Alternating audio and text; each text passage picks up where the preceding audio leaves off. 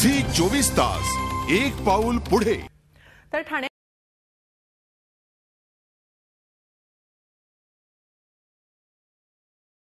उत्साहात साजरा करण्यात येतो।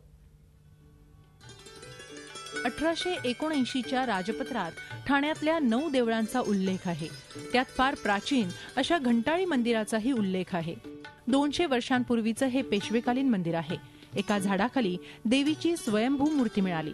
नवस पूर्ण झाल्यानंतर या देवीला घंटा अर्पण करण्यात आली आणि त्यातून ही देवी घंटाळी देवी म्हणून नावारूपास आली अशी आख्यायिका आहे। पेशव्यांकडून या मंदिराला दरवर्षी 4 रुपये वर्षासन मिळत असल्याचा उल्लेख जुन्या दस्तावेजांमध्ये आढळतो।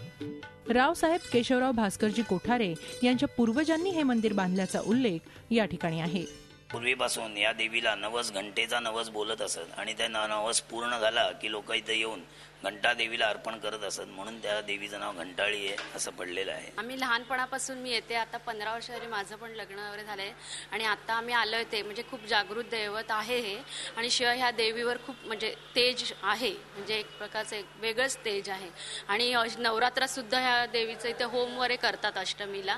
अतिशय जागृत देवस्थान आहे। मी दर मंगळवारी शुक्रवारी नवरात्रीत दर्शनाला येतेच आणि इथे आलं की मुख्य म्हणजे प्रसन्न वाटतं। देवळाची रचना पण अशी आहे किंवा त्यांनी अशा प्रकारे मेंटेन केलेलं आहे की आल्यावर नक्कीच खूप शांत वाटतं, त्यामुळे दर मंगळवारी आम्ही दर्शनाला येतो। ठाण्याची ग्रामदेवता आणि नवसाला पावणारी देवी म्हणून घंटाळी देवीची ख्याती आहे।